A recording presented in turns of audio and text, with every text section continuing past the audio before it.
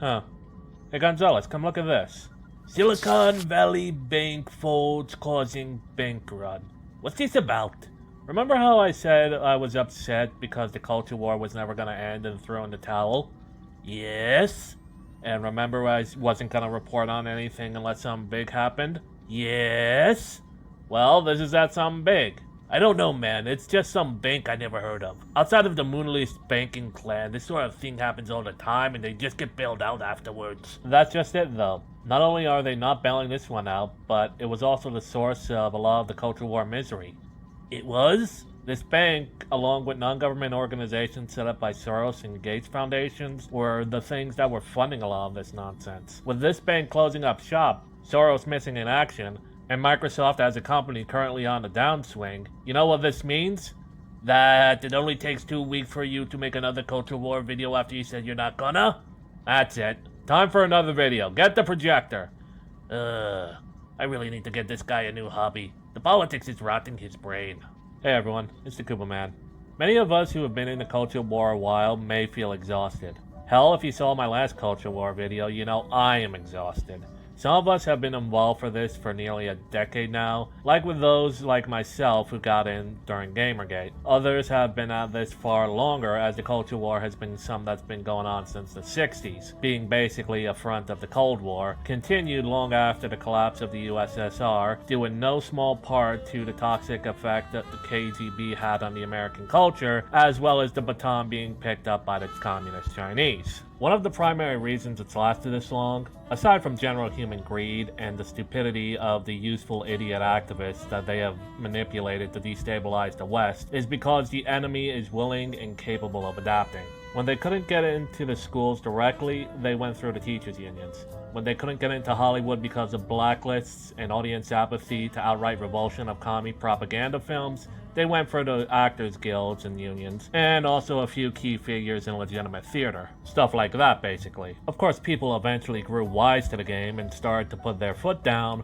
by shutting their wallets. See, the thing communists never expected is even when you subvert one market in a capitalist system, 2 more who aren't subverted are always ready to take their place. Though to be fair, if they were good at economics, they wouldn't be commies in the first place. This is what led to the failure of a handful of subverted or woke properties and ventures. Take for example the Mantax Cafe closing 2 years after its opening in New York City. This, however, has not gone unnoticed to the powers that be behind the subversive movements, be they the Chinese Communist Party, George Soros, or any other power looking to use these various movements to their own ends. Their response was simple: ESG, which stands for Environmental, Social, and Governance. Now, ESG itself isn't exactly a new thing, but its widespread implementation as well as its scoring system are very new. But we'll get into that. Basically, what ESG is a ranking system that various corporate backers, such as banks, investment firms, NGOs, and otherwise, use in order to rank a potential company to back. The better the score, the more investment they receive from these collective donors. The worse their score,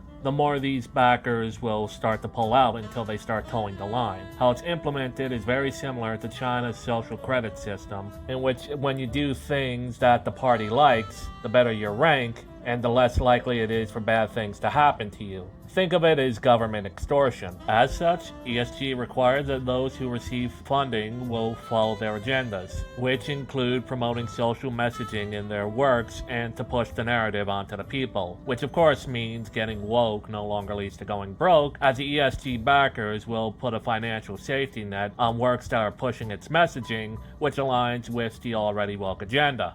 This, however, is going to be their greatest mistake. You see, dear viewers, as Margaret Thatcher has once said, the problem with communism is you eventually run out of other people's money. What this means for ESG is that the money supply isn't endless, and if they keep dipping into it and are unable to produce a genuine profit, eventually the supply will run out and lead to even bigger issues for them. Take for example Epic Game Store. You might remember me mentioning them in my video, It's My Exclusive and I Need It Now, where they'd recently been using the money they made off Fortnite, as well as their backers from Tencent, a Chinese entertainment company with direct ties to the CCP, to buy up big-name games to be exclusives on their store. You may have also noticed something else too, that this really rarely happens anymore like it did when the store first opened. This is in all likelihood due to a number of factors, it's up to speculation, such as pushback from gamers and the general poor reception the store received overall. But one must wonder, if Tim Sweeney believes what he's doing is right, and he does, the little deluded nonce, would he even care what others say? No, viewers, I think the answer lies elsewhere. Mainly in the stock market. Tencent Holdings, as well as the Chinese government itself, has seen its market share plummet recently in 2021, and it's been struggling and failing to recover since. Because of the direct backing Tencent receives from the Chinese Communist Party,